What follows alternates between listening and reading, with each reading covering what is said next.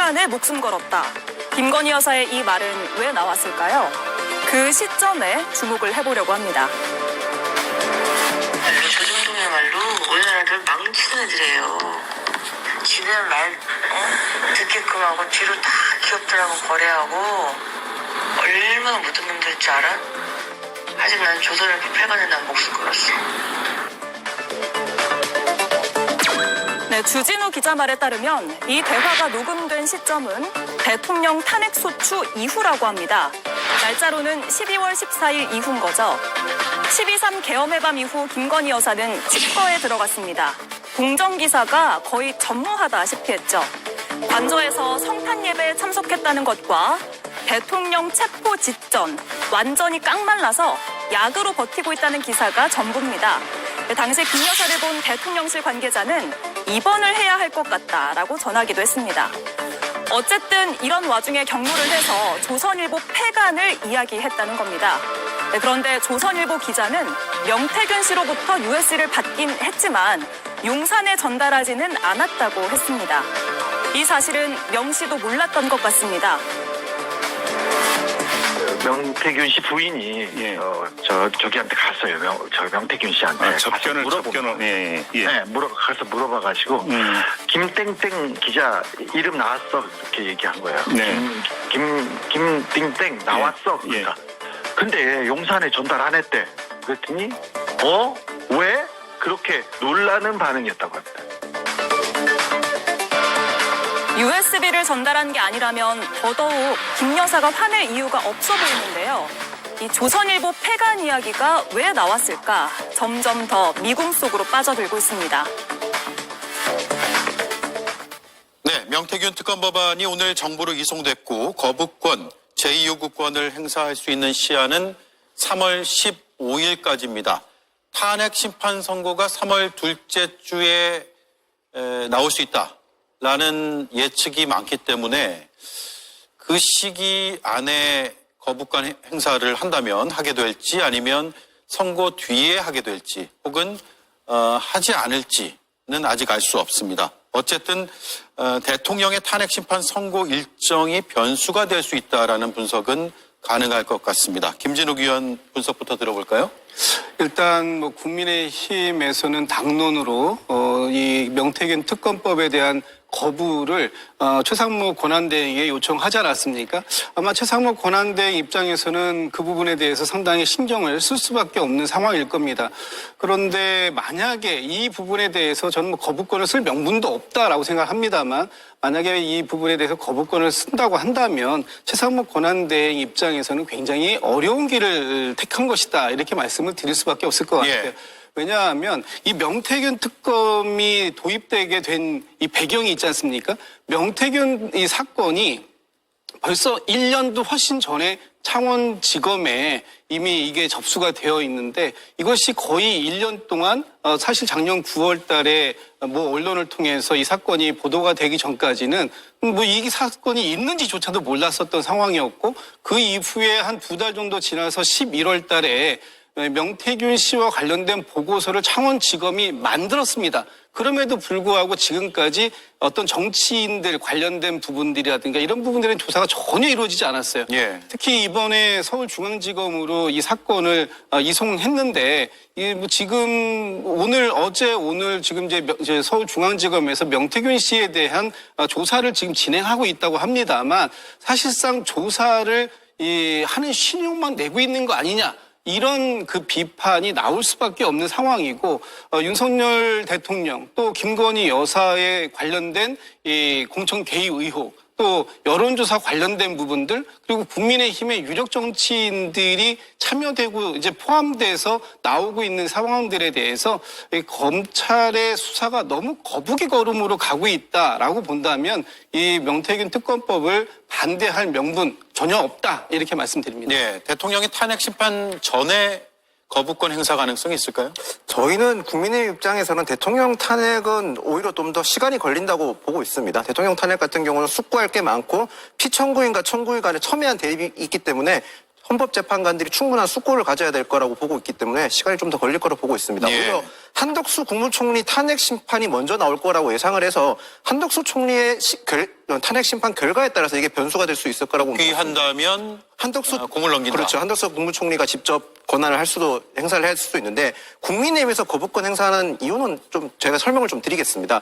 아까 김진욱 대변인께서는 정치인 수사가 더디게 거북이처럼 느리게 간다고 하는데 그 부분 일정 지정할 수 있는 부분이라고 생각을 합니다. 그런데 민주당 정치인들 수사 역시 더디게 진행됐고 이재명 대표 역시 마찬가지지 않습니까? 그런 점에서는 여야가 할 거 없이 검찰이 비난하려면 민주당 자당에서 정치인 수사도 느리게 갔다는 점도 지적해야 될 것 같고 저희가 거부권 행사를 하는 이유 중에서 또 하나 이유는 이 수사 범위 중에서 기타 선거라는 표현까지 썼습니다. 명태균 씨 관련된 사건뿐만 아니라 국민의힘에서 이루어진 모든 선거를 특검에서 다 다룰 수 있게 될 수 있다는 점입니다. 그런 점에서 국민의힘 입장에서는 어찌 보면 공천이라는 과정은 정당이 가지고 있는 가장 내밀한 부분이고 어떻게 보면 정무적 판단이 많이 들어가는 부분에서 수사권이 들어온다는 것은 저희 입장에서는 납득하기가 선뜻 쉽지 않습니다. 거기다가 특검은 예외성과 보충성이 있어야 되는데 이 예외성 같은 경우는 기존 수사기관이 수사가 좀 못할 경우인데 창원지검에서 수사를 못했다. 느리게 갔다는 표현은 제가 동의할 수 있지만 못한 건 아닙니다. 국민의힘 당사를 압수수색했고요. 한금폰이 제출된 이후에는 포렌식을 통해서 관련자들 오세훈 시장의 후원자를 압수수색하는 등의 실적을 내고 있습니다. 거기다가 기존 제도를 보충하는 그러니까 수사 결과가 미진하냐 그것도 아닙니다. 지금 명태균 씨는 정치자금법으로 구속 기소가 된 상태입니다. 이 구속 기소가 된 정치자금법으로 구속된 이후에 추가로 이제 사건이 더 드러나면서 중앙지검으로 사건이 이첩되면서 수사가 더 진행되고 있다는 점. 그렇기 때문에 저희 입장에선 거부권을 행사를 하라는 것을 말씀드리는 겁니다. 예, 대통령의 탄핵 심판 선고 일정은 변수가 될 수 없다. 이 말씀으로 해석이 되네요.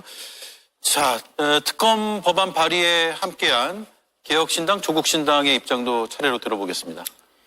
예, 일단 특검법을 국회에서 통과를 시켰는데 이거에 대해서 거부권을 쓴다. 참 어이가 없습니다. 거부권이 무슨 백화점 상품권이 아닙니다. 아무 데서나 아무렇게나 쓸 수 있는 게 아니에요. 이 거부권을 그동안 어떨 때 써왔느냐. 국가의 재정 소요가 너무 과하게 들어서 돌이킬 수 없을 정도의 피해가 생길 때, 그럴 때 대통령이 나서가지고 이게 국민의 뜻이어도 이거는 못하겠다라고 양해를 구하면서 하던 게 거부권입니다. 심지어 보수 쪽에서도요. MB 정권 때 거부권을 언제 썼냐면 택시법에 관해서 썼어요. 택시를 대중교통을 만들자라는 법에 대해서 이거 하면 재정이 너무 많이 쓰여 위험해 라고 해서 거부권을 딱 한 번 씁니다. 박근혜 때는 2번 쓰는데요. 박근혜 때도 국회법으로 국회가 시행령까지 할 수 있도록 하자라는 부분에 있어서 이건 행정권을 너무 침해하는 부분이다 라고 생각을 해서 거부권을 2번 써요. 네. 이 정도의 어떠한 내용이 있어야지 쓴다는 거죠. 근데 명태균 특검법 하면 국가 재정이 소요가 많이 됩니까? 그래가지고 다시는 돌이킬 수 없을 정도의 그런 피해가 발생을 해요? 아닙니다. 단지 자신들이 수사받기 싫다는 이유만으로 거부권을 쓰는 경우가 세상에 어디 있습니까? 이런 식으로 하게 되면 삼권 분립이 흔들리게 돼요. 저는 윤석열 정부에 많은 과오가 있습니다만 가장 잘못하는 부분은 우리가 그동안 지켜온 이 시스템, 틀, 민주주의와 법치주의 그리고 헌법 이런 것들을 송두리째 흔드는 이런 모습이라고 생각하고요. 최상목 권한대행 본인은 국민들에게 권력을 위임받은 적이 없습니다. 지금 특별한 상황이어서 잠시 권한을 대행하시는 거예요. 국민들에게 권력을 위임받지 않은 사람이 월권을 사용하면 안 됩니다. 거부권은 써서는 안 된다고 생각합니다. 예. 네, 최상목 권한대행은 지금 비겁하게 결정을 미루고 있는 것으로 보입니다. 한덕수 국무총리에 대한 탄핵 심판이 헌법재판소에서 한 번의 그 변론만 진행이 되었고 이제 종결이 되었잖아요. 그렇기 때문에 이르면 3월 초에 어떤 결론이 나올 수도 있다고 생각하는데요. 본인이 어떠한 껄끄러운 결정을 하고 싶지 않으니까 한덕수 국무총리가 만약에 복귀를 한다면 거부권을 쓰지 않을까 이러한 심산이 있는 것 같습니다. 그런데 이 모든 것이 정무적인 판단에 의한 어떠한 시간 끌기를 위한 핑계인 것이죠. 상식적으로 우리가 생각해 봤을 때 윤석열의 입장에서는 명태균이 갖고 있는 증거가 드러나면 본인에게 불리하고 본인의 가족이 불리하기 때문에 거부권을 행사하는 것이 이해가 되지만 최상목의 입장에서는 도대체 거부권을 행사할 이유가 없다고 생각하거든요. 결국에 이 몇 달째 이어진 명태균 이슈가 해소되고 빨리 속 시끄러운 사회를 전환하는 것이 우리 국민들이 원하는 바일 텐데 지금 이 행위만 봐도 최상목은 국민들을 대변하는 대통령 권한대행이 아니라 국민의 힘을 대변하는 권한대행인 것으로 보입니다. 그렇기 때문에 정말 이 명태균의 치명상을 입을 사람들과 한통속이라는 것을 자인하는 꼴이라고 생각합니다. 예. 최근 공개된 김건희 여사의 조선일보 폐간에 목숨을 걸었다라는 그 육성 논란이 사그러들기는커녕 계속 더 커지는 모습이거든요. 발언 시점이 언제인가, 또 누구와 대화를 한 것인가, 어떤 맥락에서 저런 말이 나온 것인가, 여러 의문들이 해소가 되지 않고 있습니다. 하나씩 짚어보겠습니다. 들어보시죠. 말로 조중동의 말로 우리나라를 망치는 애들이에요. 지는 말 듣게끔 하고 뒤로 다 기업들하고 거래하고 얼마나 못된 놈들일 줄 알아? 아직 난 조선일보 폐간에 난 목숨 걸었어. 예. 윤 대통령 탄핵안 통과가 2024년 12월 14일이고, 그 이후라는 이야기들이 지금 나오고 있습니다. 계엄 후에 탄핵 국면에서 이런 발언을 했다라는 점에서 그 시급한 상황 속에서 왜 언론사를 언급을 했을까? 궁금증이 생기네요. 저는 이 부분을 이제 공개한 주진우 기자가 조선일보 기자에게 USB, 윤석열 대통령과 김건희 여사의 녹취가 들어있는 USB들을 대통령실에 전달해달라고 했다. 근데 이것 때문이 아니겠느냐. 지금 뭐 이렇게 세간에서는 분석을 합니다만 저는 그 이유 때문에 그것이 과연 조선일보 폐간을 운운할 정도의 심각한 사안이었을까? 그렇게 보지 않아요.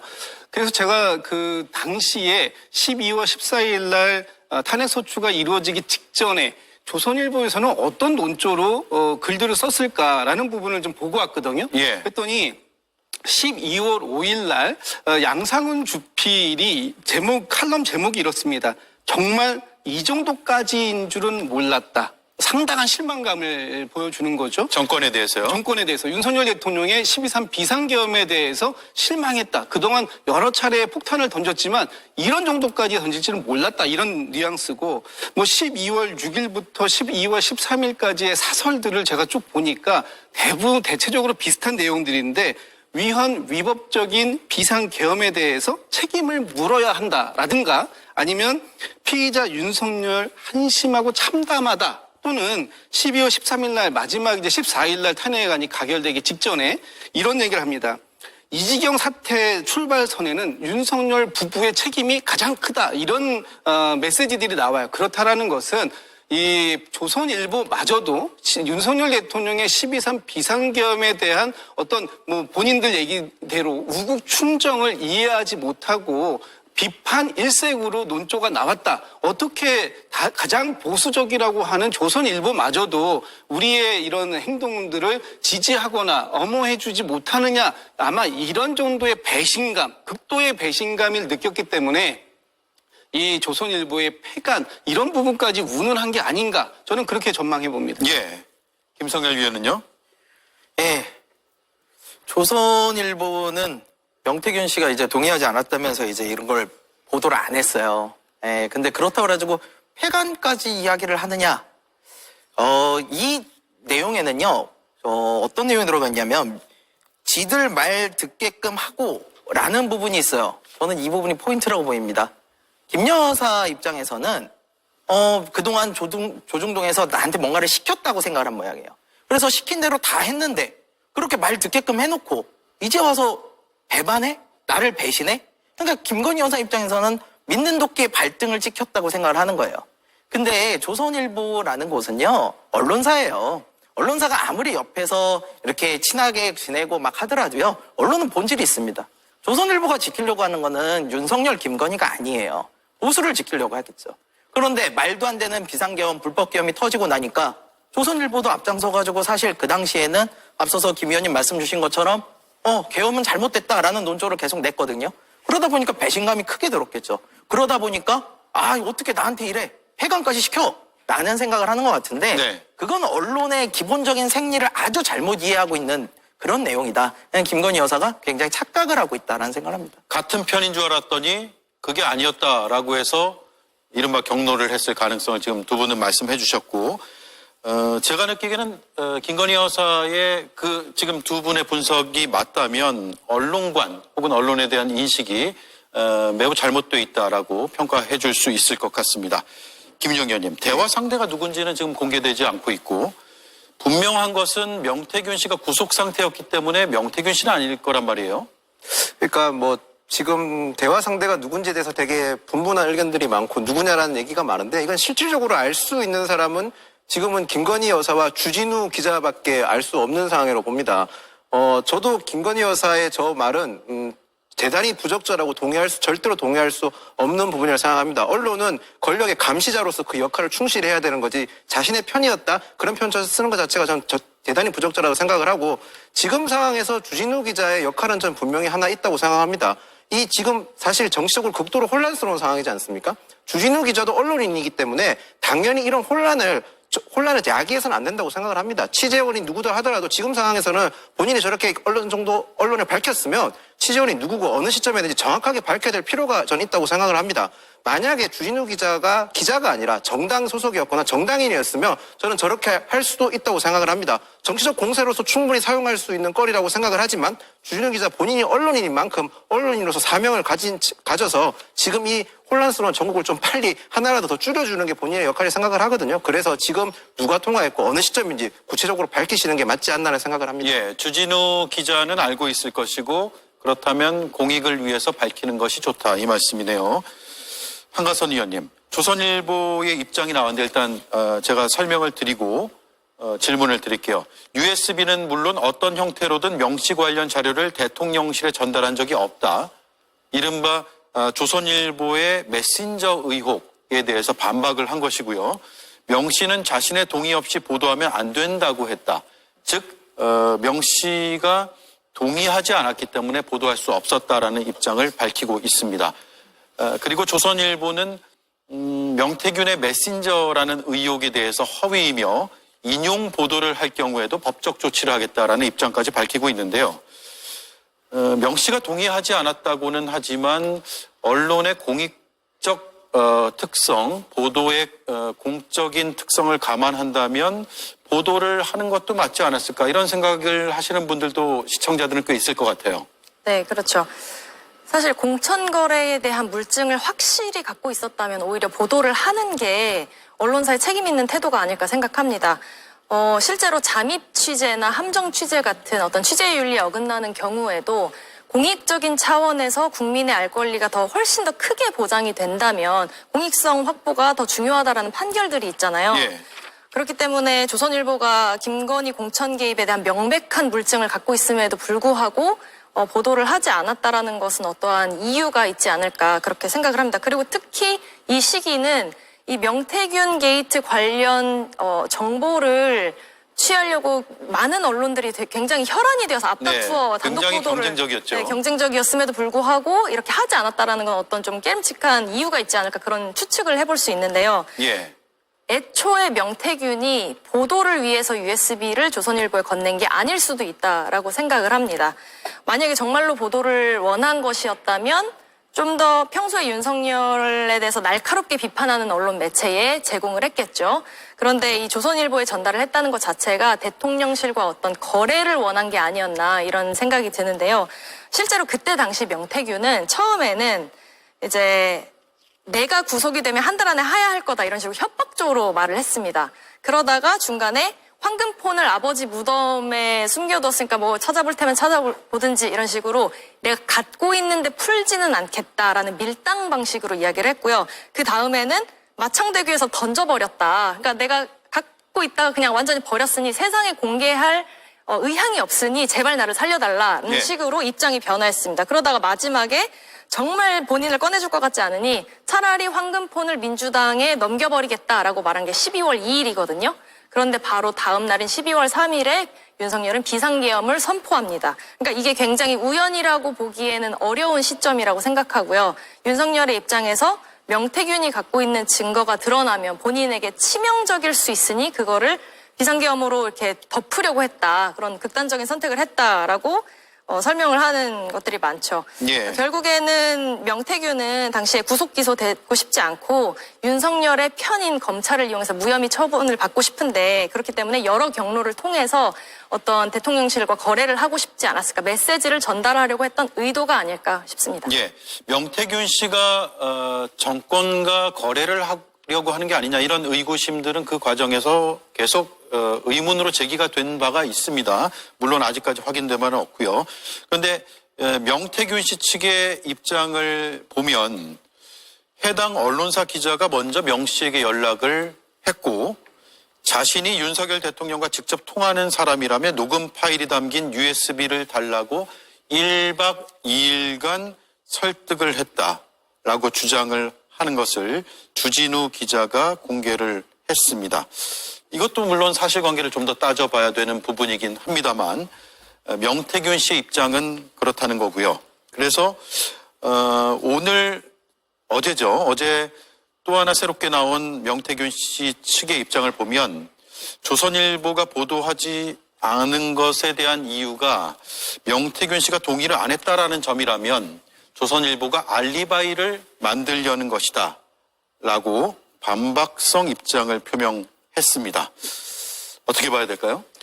그러니까 지금 그 명태균 씨가 단순하게 이 USB를 대통령실에 특히 뭐 윤석열 대통령이나 김건희 여사에게 단순한 전달만을 목표로 했다면 굳이 조선일보 기자가 아니었어도 다른 전달할 방법은 여러 가지가 있었을 것 같다라는 생각이 듭니다. 네. 그러면 왜 조선일보 기자를 택했을까? 물론 이제 조선일보 기자가 당시에 그 명태균 씨의 존재를 먼저 알고 찾아와서 설득한 부분도 있었겠지만 조선일보 정도라면 뭔가 그 거래를 할 수 있는 그런 창구 역할을 해줄 수 있지 않을까?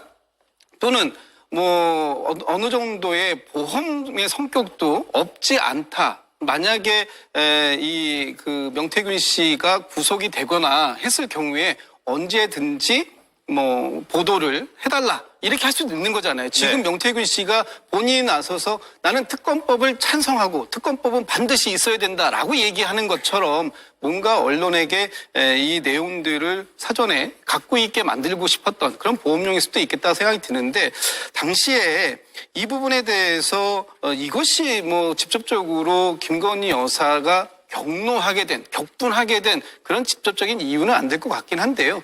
저는 아무리 그렇다 하더라도 조선일보 입장에서 이 부분은 공개를 하고 기사화하는 것이 맞았다라고 먼저 봅니다. 좀 전에도 우리 그 한 대변인께서 말씀을 주셨던 것처럼 조선일보가 어떤 공익적 관점이라면 그리고 많은 사람들이 윤석열 대통령 내외가 어떤 이 그 공천에 개입했던 그런 직접적인 증거로 활용될 수 있는 부분에 대한 녹취록을 확보했다면 그렇다면 이것을 단순히 대통령실에다 전달하려고 하는 그런 목적뿐만 아니라 본인들이 그 기사화 했어야 되는 거죠.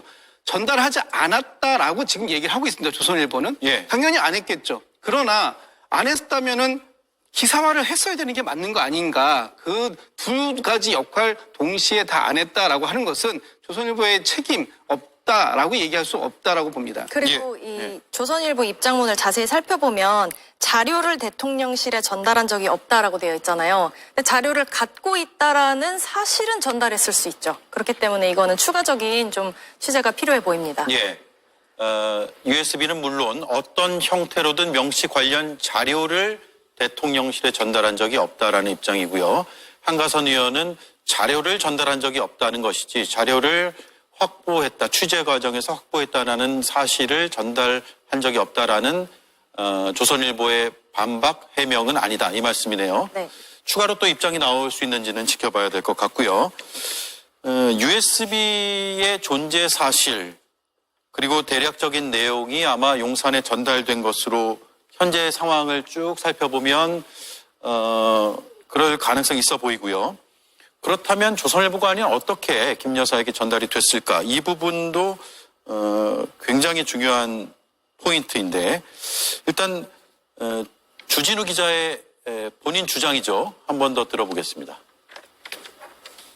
명태균 씨가 USB에 그 자기를 구명해줄 가장 결정적인 공천 개입의 증거, 목소리와 문자를 넣었습니다. 그 파일을 5개 만들었다고 어제 확인했습니다. 그런데 용산의 전달은 조선일보를 통해서 하겠다고 했습니다. 그 기자를 택한 것도 메신저였거든요. 그 기자도 인정합니다.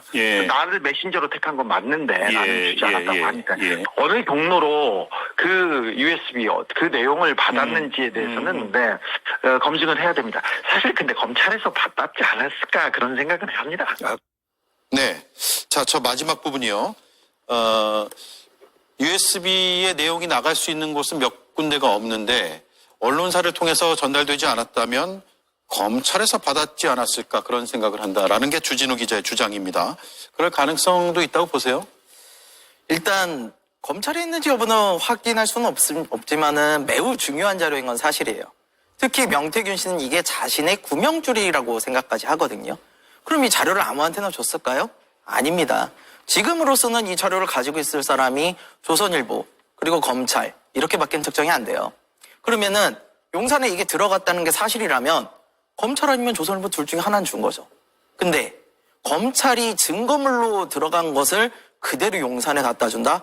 이거는 굉장히 심각한 범죄이기 때문에 검찰 입장에서 이렇게 하긴 정말 쉽지 않아요. 차라리 그 내용을 뽑아가지고 어떻게 이야기라도 전달하면 모르는데 USB 자체를 전달하거나 이런 거는 매우 큰 범죄라는 걸 검찰도 잘 알고 있을 겁니다. 예. 그러면은 결국에는 저는 검찰보다는 조선일보가 전달하고 안 했다라고 거짓말할 확률이 조금 더 높아 보이는데요. 실제로 그럴 수 있는 것이 당장 명태균 씨만 해도 조선일보가 전달 안 했어? 라고 오히려 깜짝 놀라고 있잖아요. 명태균 씨는 당연히 조선일보가 전달했을 거라고 생각을 하는 거예요. 그럼 조선일보는 과연 전달을 했을까? 라는 부분에 보면은 저는 그렇게 추정이 돼요. 전달을 해놓고 반응이 너무 뜨거 정도가 나오니까 나는 빠질래 라고 할 가능성도 있어 보인다. 결국에 나중에는 검찰과 조선일보 간의 진실게임이 되겠으나 이 부분에 대해서는 누가 했든지 굉장히 부적절한 일이에요. 검찰이 증거물을 만약에 내줬으면 이거는 진짜 범법행위고요. 조선일보가 만약에 그거를 용산에 전달을 했든 아니면 용산에 전달을 안 하고 보도를 안 하고 그냥 있었든 이건 언론사의 역할도 제대로 안 한 거거든요. 그래서 이 부분에 대해서는 어떠한 과정을 거쳐갔는지 검증할 필요는 있다라는 생각이 듭니다. 예. 다만 조선일보는 전달한 적이 없다라고 강하게 반박을 하고 있다는 점을 제가 다시 한번 강조를 해드리겠습니다.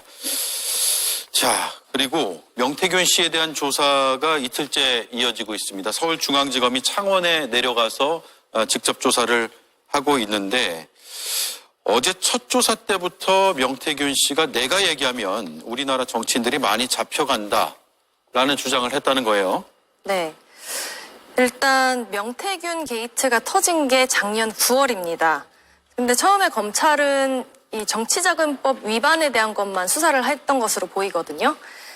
예를 들어서 명태균과 김영선 사이에 오갔던 돈이라든지 국민의힘 공천을 받기 위해서 명태균에게 몇 천만 원씩 돈을 줬던 그런 지방의회 출마를 원했던 사람들 이런 돈만 좀 수사를 했던 것으로 보이고 이제 와서 중앙지검이 공천 개입에 대해서 좀 구체적으로 수사를 하겠다, 본격적인 수사를 하겠다라는 것 자체가 굉장히 아이러니하게 느껴집니다. 왜냐하면 이 정치자금법 위반 행위가 있을 수 있었던 것 자체가 명태균이 윤석열을 위해서 어떤 무상으로 여론조사를 제공해주고 무상으로 여론조사를 제공했던 이유는 어떤 여론조작에 필요한 것이었기 때문에 공식적인 회계 처리를 할 수 없으니 돈을 줄 수 없고 그러니까 김영선 공천으로 보답하겠다. 실제로 김영선은 본인이 받는 국회의원으로서 본인이 받는 월급의 반을 매월 명태균에게 제공을 했죠. 그렇기 때문에 이런 모든 게 엮여 있는데 그리고 공천 개입에 대한 정황 증거들은 9월 그때부터 계속 꾸준히 드러나 있는데 이제 와서 본격적인 수사를 한다 이런 게 이상해 보이고요. 그 꼬리 자르기를 사실 하려고 했었던 시도로 보입니다. 검찰은 어떻게 이미 증거들을 확보하고 있어도 명태균을 잘 꼬리 자르면 윤석열은 좀 살릴 수 있는 그런 방식을 하고 싶었던 것 같은데 이제 와서 이제 본격적으로 수사한다라는 것 자체가 정말 어떤 국민들의 신뢰를 잃는 것이라고 생각하고요. 그리고 또 특이한 포인트는 어떤 이 명태균 특검법을 통과시키는 데 있어서 국민의힘은 사실 어제 본회의에 오늘이었나요? 본회의에 통과하기 전부터도 계속 최상목 권한대행에게 거부권을 행사하라고 압박을 했거든요. 이게 보수 개멸법이다. 뭐 국민의힘 뭐 자객 특검이다 뭐 이런 식으로 여당 목숨줄을 노리는 자객 특검법이다. 그러니까 이 말인즉슨 명태균이 갖고 있는 증거가 드러나면 누가 제일 먼저 수사되고 잡혀 들어갈지 알기 때문에 오히려 이걸 자백하는 꼴이라고 생각합니다. 예.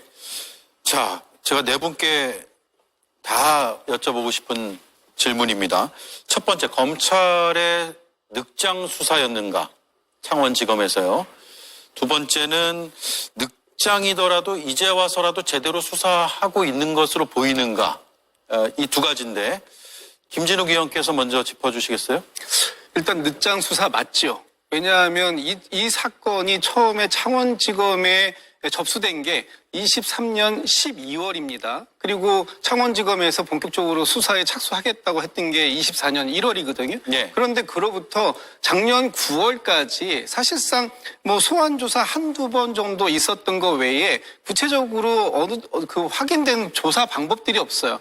그러고 나서 9월 달에 그 언론을 통해서 명태균 씨의 사건이 대대적으로 보도되고 난 이후에 창원지검의 뭐 수사 인력을 더 급파하고 하면서 이 부분이 이제 만들어진 거지 않습니까? 그전에는 수사과에 있었죠. 수사과에도 있었고 뭐 6월 달인가 4월 5월인가 그때 한 번 뭐 소환 조사한 정도가 다 있던 예. 아주 그리고 이 처음부터 어떤 이 지금 이 명태균 씨 게이트라고 불릴 만한 윤석열 대통령 내외의 공천 개입 뭐 이런 게 아니라 아까도 얘기 나왔던 단순한 정치 자금법 이 부분 하나 가지고 이걸 갖다가 그 수사를 의뢰한 거예요. 그렇기 때문에 지금 명태균 게이트에 들어가 있는 모든 내용들 예를 들면 좀 전에 말씀드렸던 것처럼 윤석열 대통령 내외의 공천 개입, 여론조사 그 조작 의혹 또는 여론조사 비용 대납 의혹 아니면 다른 그 이후에 22년도에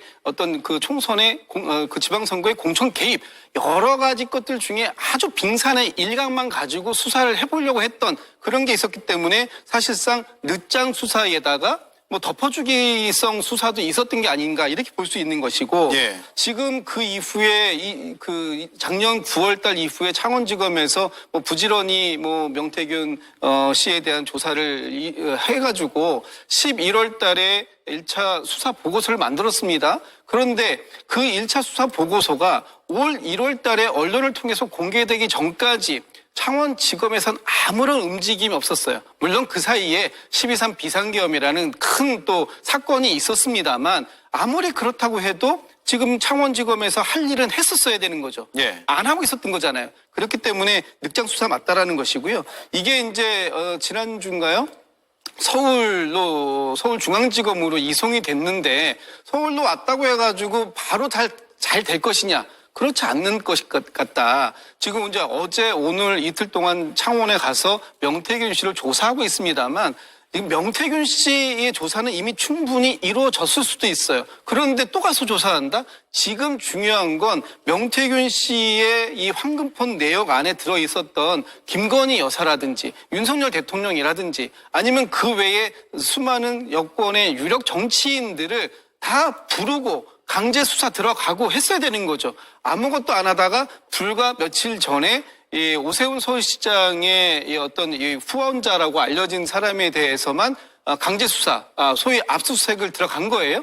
하나 했습니다. 그렇다면 서울중앙지검도 실질적으로 뭔가를 해보려고 하는 의지 너무 약해 보인다 이렇게 평가할 수밖에 없을 것 같고 예. 또 서울중앙지검이 그동안 보여왔던 모습들 있지 않습니까? 김건희 여사와 관련된 뭐 명품백 수사 또 도이치모터스 주가 조작 의혹 이 부분에 대해서도 서울중앙지검은 다 무혐의 처리를 하고 불기소 처리를 했기 때문에 과연 서울중앙지검을 믿을 수 있냐 살아있는 권력에 대해서 봐주기 수사를 하고 있는 거 아니냐 이런 눈초리 의혹의 눈초리는 피해갈 수가 없을 것이다. 앞으로 뭐 조사 결과를 지켜봐야 되겠습니다만 뭐 뾰족한 조사 결과가 나올 것 같지 않다. 뭐 이런 부분들에 있어서 특검이 필요하다 이렇게 보여집니다. 네, 우리가 검찰 수사가 어떻게 지금 진행되고 있는지 속속들이 알 수 있는 방법은 없지만 바깥에서 보기에도 어느 정도 속도 혹은 의지는 대강은 읽을 수 있는데 그런 점이 부족해 보인다는 말씀이네요.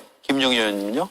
창원지검 수사가 늦어졌다는 지점은 어느 정도 할 수 있을 것 같습니다. 예. 그런데 창원지검에 처음 접수된 사건 자체는 정치자금법으로 들어왔는 거죠. 정치자금법을 수사하는 과정에서 드러나서 지금 공천 과정들 이런 부분이 드러난 거지 처음부터 검찰이 인지수사를 할 수 있는 상황이 아니지 않습니까? 그렇기 때문에 수사가 천천히 지연됐고 창원지검은 제가 누차 이 방송에서 여러 번 말씀드렸지만 검사 충원율이 굉장히 낮은 지검이었습니다. 그렇기 때문에 수사가 좀 더딘 면이 없지 않아 있었을 거라고 저는 보고 있습니다. 거기다가 지금 아까 말씀하신 대로 압수수색이 지금 최근에 있었다고 하는데 저희 당 당사도 압수수색을 당했습니다. 창원지검에 의해서요.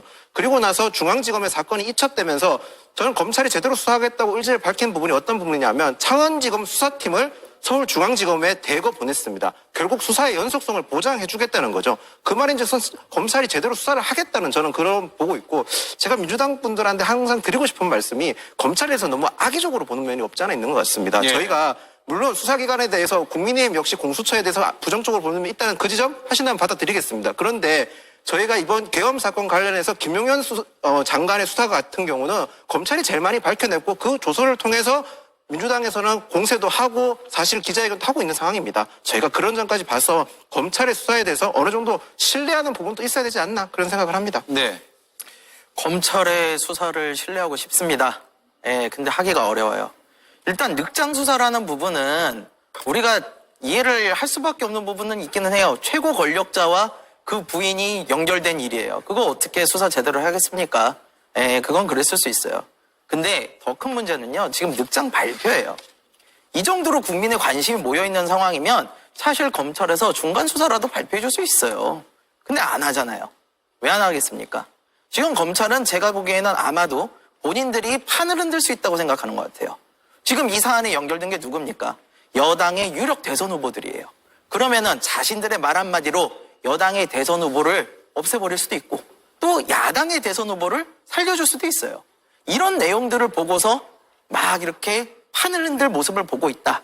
이러니 정치검찰이라는 비판을 피해가기 어렵다라고 생각을 하고요. 예. 더 이상 검찰한테 이런 정치의 영역을 끼어들 수 있게끔 해서는 안 된다고 봅니다. 그래서 저희도 명태균 특검법에 동의를 했고 특검이 빨리 진행이 됐으면 하고 바라고 있습니다. 예. 네. 저는 앞서 김진욱 의원님 말씀하신 거에 대부분 동의하기 때문에 짧게 말씀드리겠습니다. 늑장 수사 맞습니다. 만약에 검찰이 제대로 된 수사 의지를 보여주려면 이 모든 증거 의혹의 핵심인 그 핵심 영향력을 행사한 김건희부터 수사를 시작해야 된다고 생각합니다. 그래서 김건희를 압수수색하고 조사를 시작해야만 늑장 수사가 아니라고 말할 수 있을 것 같습니다. 예. 특검 법안이 정부로 이송됐고 제2요구권 행사 가능성은 여전히 살아있고요. 좀 앞서가는 분석일 수 있겠습니다만 재표결을 하게 된다면 그때는 통과 가능성이 얼마나 될까요? 그때는 대선 전국일 수도 있을 거고요. 어제도 김상욱 의원은 이탈표를 행사했습니다. 찬성을 했죠. 기존과 좀 다를까요? 어떻습니까? 저는 기존과 다르기를 바래 봅니다. 국민의힘의 마지막 희망을 한 번쯤은 걸어보고 싶은 그런 제 의지가 있기 때문에 그렇습니다.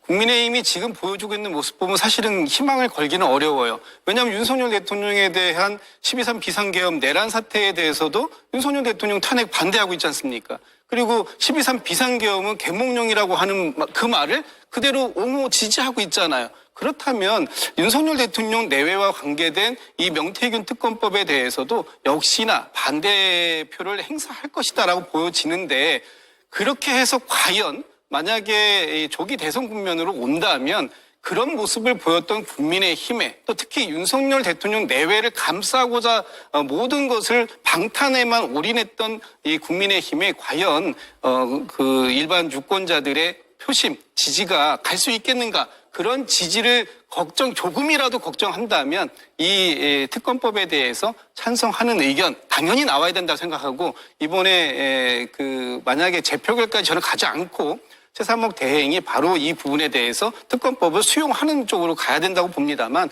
혹시라도 재표결로 가게 된다면 국민의힘에서 마지막 이 보수의 정당을 살리는 구국의 심정으로 이 특검법에 찬성표를 던져줘야 된다 이렇게 생각합니다. 예. 조기 대선 전국이 펼쳐진다면 상황이 좀 달라질까요? 당론을 변경할 가능성은 커 보이지는 않는 것 같고요. 당론도 변경될 가능성도 없고요. 국민의힘 의원들이 이탈할 가능성도 저는 없다고 생각을 합니다.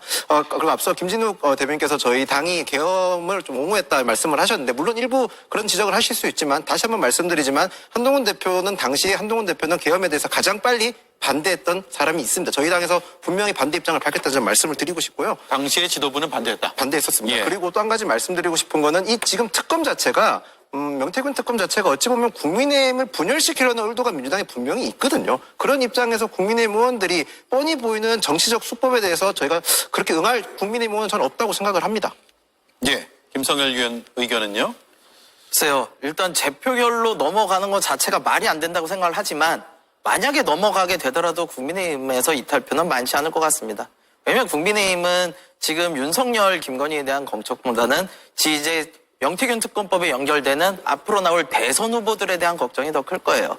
그러다 보니까 이탈표가 나오지는 않을 겁니다. 근데 우리가 명태균 특검법이라는 건요, 수사를 하자는 겁니다. 우리가 뭐 죄가 있다 없다를 판단하자는 게 아니에요. 수사를 하자는데 그걸 왜 막습니까? 늘 얘기하지 않았습니까? 특검은 거부하는 자가 범인인 겁니다. 그래서 거부를 해서는 안 된다고 생각합니다. 예. 검찰이 계속 이걸 쥐고 선거까지 치르게 된다면 검찰에 의해서 선거 국면이 좌우되는 그런 상황도 우려가 될 것 같습니다. 마지막으로요. 국민의힘에서 나온 주장이고 민주당의 입장이 궁금합니다. 명태균은 민주당 사람이다. 어떤 취지죠? 지금 아무래도 명태균 씨로 인해서 저희 당이 제일 많이 곤혹스러운 상황이지 않습니까? 심지어 그래서 저희 당에서 명태균 씨와 관련 있고 없고에 따라서 비명이나 친명이나 이런 얘기가 비명이라는 얘기까지 나올 정도로 명태균 씨에 의해서 저희 당이 너무 많이 좀 공격을 받고 있어서 오히려 민주당 쪽에서 그리고 거기다가 민주당 일부 의원들이 직접 명태균 씨를 면회하고 나온 얘기를 그대로 옮기고 있지 않습니까? 예. 저희가 사실 명태균 씨의 말을 물론 일부 사실로 드러난 것도 있지만 100% 신뢰할 수 없는 사람인데도 불구하고 민주당 의원들이 면회까지 가서 들었던 내용을 가감없이 필터링 없이 그대로 옮기는 거에 대해서 저희는 그 지점에서 마치 민주당과 명태균 씨가 뭔가 의도가 있는 게 아니냐 그 점을 지적한 겁니다. 그 점이군요. 네. 왜냐하면 국민의힘의 여러 인사들이 오랜 기간 명태균 씨와 관계를 맺어왔기 때문에 갑자기 최근 들어서 민주당 사람이라고 하면 딱 와닿지가 않는 면도 있을 것 같아서 질문을 드렸고 글쎄요, 뭐 입장을- 명태균 씨가 민주당 사람이다. 요즘에 민주당의 우호적인 모습처럼 비춰지는 모습이 있겠죠. 그러나 명태균 씨가 과연 그동안 십수년 동안 경남 지역에서 활동하면서 민주당에 어떤 인사하고 접촉을 했습니까? 그동안 수많은 사람들이 만났다고 하는 부분들은 다 국민의힘의 인사들이고 윤석열 대통령 돕고 이랬던 사람 아닙니까? 그런데 이제 와서 국민의힘에 좀 비판적이고 또 녹취록이나 이런 모든 것들이 국민의힘이 불리한데 그것을 민주당에게 넘겼다고 해서 마치 민주당 사람이다? 그러면 국민의힘에서는 왜 이 명태균 씨에게 그 수많은 분들이 전화하고 찾아다니면서 은인이라고 얘기하고 또 울고 명태균 씨 주장에 의하면 또 명태균 씨 앞에서 우신 분도 계시다 그래요. 예. 민주당 분들이 우셨습니까? 그건 아닌 것 같은데 민주당과 그 명태균 씨와의 관계는 명태균 씨가 본인의 억울함을 해소하고 본인이 무고함을 증명할 수 있도록 그런 길을 좀 안내해 드린 것 외에는 다른 일체의 커넥션은 없다 이렇게 확실하게 말씀드립니다. 예, 시간이 얼마 남지 않았는데 말씀을 더 하실 분 있으면은 해주시죠. 명태균 씨에 대해 가지고 민주당 사람이다라고 얘기하는 거는 지금 헌법재판소에서 윤석열 대통령 변호인단이 하는 전법이랑 똑같아요. 뭐냐면 메시지에 대한 반박을 할 수가 없기 때문에 메신저에 대해서 공격을 하는 거예요. 지금 내놓는 증거들에 대해서 하나하나 반박을 하면 되는 거예요. 근데 그게 아니라 이걸 반박을 하기가 어려우니까 이 사람은 원래 저쪽 편이야. 그러니까 이런 얘기를 할 거야라고 퉁쳐가지고 얘기를 하려는 거거든요. 근데 이런 식의 메신저 공격을 하기 시작하면은 결국에는 건전한 논의와 토의는 되기가 되게 어렵습니다. 그래서 저는 국민의힘이 그런 식으로 대응하시기보다는 오히려 나오는 증거들에 대해서 좀 제대로 사실관계를 가지고 반박을 하시는 게 훨씬 더 설득력이 있을 거다 이렇게 보입니다. 예, 메시지를 반박해야지 메신저를 공격하는 것은 안 된다 말씀이네요. 자, 잘 들었습니다. 네 분 감사드리고 주말 잘 보내시기 바랍니다. 고맙습니다.